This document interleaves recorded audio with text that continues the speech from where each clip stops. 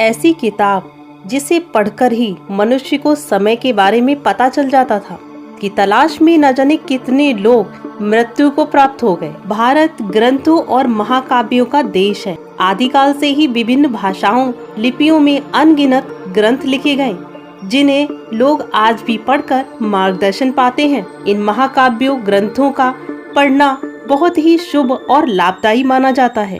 लेकिन क्या आपको पता है, हमारे देश में एक ऐसा शापित ग्रंथ भी हुआ है जिसके बारे में कहा जाता है कि उसे पढ़ने वाले व्यक्ति की या तो मौत हो जाती है या वह पागल हो जाता है।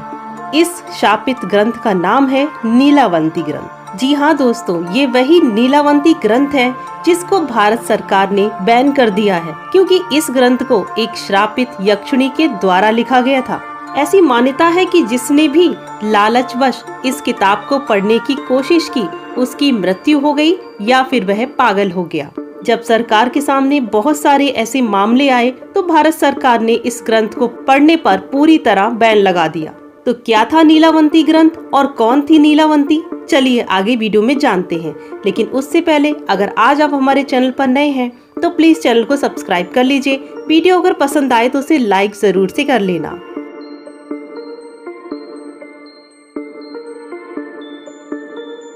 तो दोस्तों, ये बहुत पहले की बात है। उत्तर प्रदेश के एक छोटे से गांव में एक आदमी था। उसकी एक पत्नी और एक छोटी सी बच्ची हुआ करती थी। जब वह बच्ची 5 वर्ष की हुई तो उसकी माँ की मृत्यु हो जाती। इस बच्ची का नाम नीलावंती था। नीलावंती की माँ की मृत्यु के पश्चात ही नीलावंती के पिता ने उस गांव को छोड़ दिया और नीलावंती को लेकर दूसरे गांव में चले गए। नीलावंती के पिता एक आयुर्वेदाचार्य थे। उन्हें आयुर्वेद का अच्छा ज्ञान था।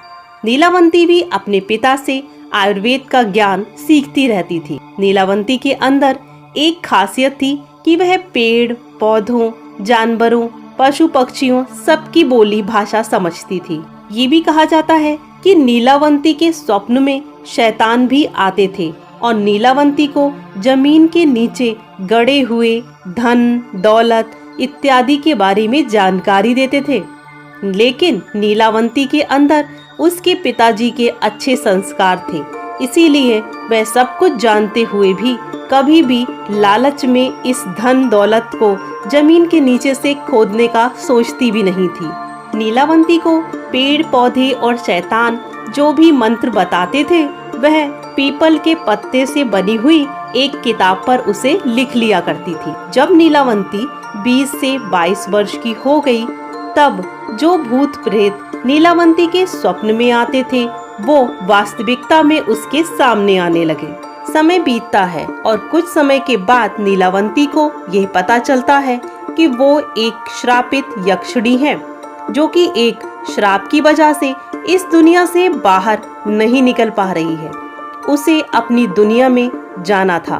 बस तभी वह ये सभी चर्चा अपने पिताजी से करती है। तब उसके पिताजी उससे कहते हैं कि बेटी, यदि तू इस दुनिया की नहीं है और किसी श्राप के कारण तू इस दुनिया में उलझी हुई है तो मैं तुझे कभी भी रोकूंगा नहीं, अतः तू अपनी इच्छा से यहाँ से जा सकती है। नीलावंती काफी सोच विचार करती है और उसके बाद निर्णय लेती है उस गांव को छोड़कर जाने का। तभी उसे रास्ते में एक व्यापारी मिलता है।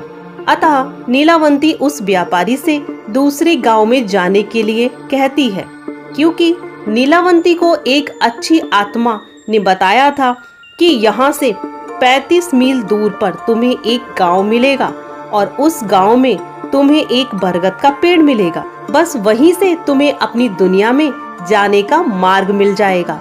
इसके अलावा तुम्हें अपने रक्त के साथ साथ पशु पक्षियों की भी बलि देनी होगी। नीलावंती उस व्यापारी से उस गांव में चलने के लिए आग्रह करती है। वह व्यापारी नीलावंती को देखकर मंत्रमुग्ध हो जाता है, क्योंकि नीलावंती वास्तव में बहुत ही सुंदर थी। वह व्यापारी उससे कहता है कि मैं तुम्हें उस गांव में छोड़ दूंगा, लेकिन उसके बदले तुम्हें मुझसे विवाह करना होगा। नीलावंती काफी सोच विचार में पड़ जाती है और फिर अंत में व्यापारी के सामने मुस्कुराते हुए कहती है कि ठीक है, मुझे ये स्वीकार है, लेकिन मेरी भी एक शर्त है कि रात के समय मैं तुम्हारे साथ नहीं रहा करूंगी और मैं कहाँ जाती हूँ, क्या करती हूँ, किससे मिलती हूँ, इसके विषय में तुम मुझसे कभी भी चर्चा नहीं करोगे। नीलावंती पर मंत्रमुग्ध व्यापारी उसके सभी बातों पे मंजूरी भर देता है। उसके बाद वह व्यापारी नीलावंती को अपने साथ बैलगाड़ी में बिठाकर उस गांव की ओर ले जाता है। फिर शर्त के अनुसार नीलावंती ने उस व्यापारी से विवाह कर लिया। रात के समय नीलावंती प्रतिदिन बरगद के पेड़ के नीचे तंत्र मंत्र करने के लिए चली जाया करती थी। वहाँ पर वो अपना रक्त और पशु पक्षियों की बलि भी चढ़ाया करती थी। ऐसा सिलसिला कई दिनों तक चलता रहा। एक दिन रात के समय जब नीलावंती तंत्र मंत्र कर रही थी उस बरगद के पेड़ के नीचे, तभी उसी समय उस गांव के कुछ लोगों ने नीलावंती को पशु पक्षियों की बलि देते हुए देख लिया। वो छुपकर ये सारी क्रियाकलाप देख रहे थे।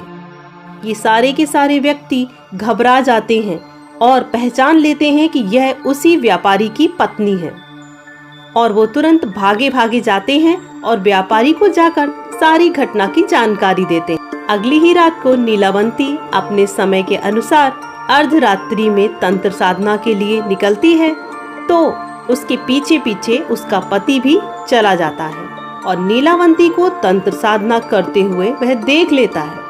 अगले ही दिन नीलावंती के स्वप्न में शैतान आता है और उसे बताता है कि नीलावंती, कल तुम तंत्र साधना के लिए बरगद के पेड़ के नीचे जाओगी। उसी समय बरगद के पेड़ के बगल से जो नदी बह रही है, उसी नदी में तुम्हें एक बहती हुई लाश दिखाई देगी।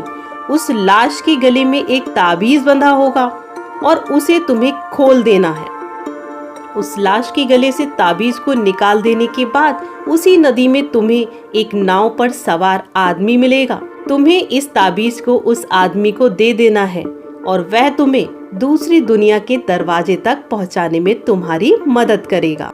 शैतान ने नीलावंती से ये भी कहा कि तुम्हें अपनी दुनिया में वापस लौटने का सिर्फ यही एक मौका मिलेगा और दोबारा कोई मौका नहीं मिलेगा। बस फिर क्या था, नीलावंती बहुत खुश हुई और अगले ही दिन रात के समय बरगद के पेड़ के नीचे चली गई। वह अपनी तंत्र साधना करके अपनी रक्त और पशु पक्षियों की बलि तंत्र मंत्र इत्यादि कर रही थी कि उसे नदी के किनारे एक बहती हुई लाश दिखाई देती है।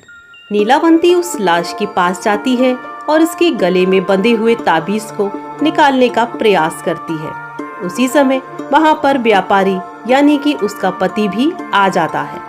यह व्यापारी कोई और नहीं बल्कि स्वयं शैतान था। वो अपने शैतानी रूप में आ जाता है। वह ताबीज की पहली ही गांठ खोल पाई थी, दूसरा खोलने ही वाली थी कि गांव के लोग भी वहां आ जाते हैं और नीलावंती को नरभक्षी समझकर कहने लगते हैं कि ये दोनों ही शैतान हैं। ये दोनों तो सभी गांव वालों को मार डालेंगे, तो इससे पहले इन्हें ही हम मार दें। सभी गांव वाले डर के कारण अपने अपने हथियार लेकर दोनों को दौड़ा दौड़ा कर मारने का प्रयास करते हैं। नीलावंती तो किसी प्रकार बच जाती है, लेकिन गांव वालों ने उस राक्षस को मार गिराया। राक्षस होने की वजह से वह दोबारा जीवित हो उठता है और नीलावंती के पास आकर कहता है कि तुम मुझे ये किताब दे दो जिसमें तुमने मंत्रों को लिखा है और मुझे कुछ नहीं चाहिए। नीलावंती असमंजस में पड़ जाती है। वह सोचती है कि यदि यह किताब मैंने इस शैतान को दे दी तो ये दुनिया के लिए अनर्थकारी सिद्ध होगा। अतः नीलावंती उस किताब को श्रापित करते हुए कहती है कि जिसने लालच में आकर इस किताब को पूरा पढ़ लिया उसकी तुरंत मृत्यु हो जाएगी और जिसने इस किताब को आधा पढ़ के बीच में ही छोड़ दिया वह पागल हो जाएगा। यह कहकर नीलावंती उस किताब को लेकर भाग जाती है। उसके बाद नीलावंती का आज तक किसी को पता नहीं चला कि वह कहाँ गई। कुछ समय के पश्चात वह किताब एक साधु को मिलती है। उस साधु के मन में किसी भी तरह का कोई लालच नहीं था, क्योंकि किताब दूसरी भाषा में लिखी थी। तो उस साधु ने उसे सरलतम रूप में अनुवाद करके लिखा ताकि वह सबको समझ में आ सके। आपको बता दें कि नीलावंती ग्रंथ मराठी भाषा का एक प्रतिष्ठित धार्मिक ग्रंथ है। ऐसा माना जाता है कि 17वीं शताब्दी में एक प्रतिष्ठित संत और विद्वान श्रीधर स्वामी द्वारा रचित है। इसमें नीलकंठ नामक एक आध्यात्मिक साधक और उनके मार्गदर्शक के बीच में संवाद शामिल। ये ग्रंथ हिंदू धर्म की गहन धार्मिक अवधारणाओं और शिक्षाओं पर प्रकाश डालता है, जो आध्यात्मिक साधकों के लिए एक व्यापक मार्गदर्शक के रूप में काम करता है। ये आत्मा, कर्म, मुक्ति और परमात्मा के प्रति समर्पण जैसे विभिन्न विषयों की पड़ताल भी करता है। इतना लोककारी ग्रंथ होने के बावजूद भी, क्योंकि ये श्रापित ग्रंथ है, इसको पढ़ लेने से इसके दुष्प्रभाव उस व्यक्ति को भुगतने होते हैं। तो कभी भी लालचवश आकर आप इस ग्रंथ को पढ़ने का प्रयास ना करें। तो दोस्तों, ये था नीलावंती ग्रंथ पर आज का वीडियो। अगर वीडियो पसंद आया तो प्लीज इसे लाइक जरूर से करना और चैनल पर नए हैं तो प्लीज इसे सब्सक्राइब कर लीजिएगा। आगे मिलूंगी एक और नए वीडियो के साथ, तब तक के लिए नमस्कार।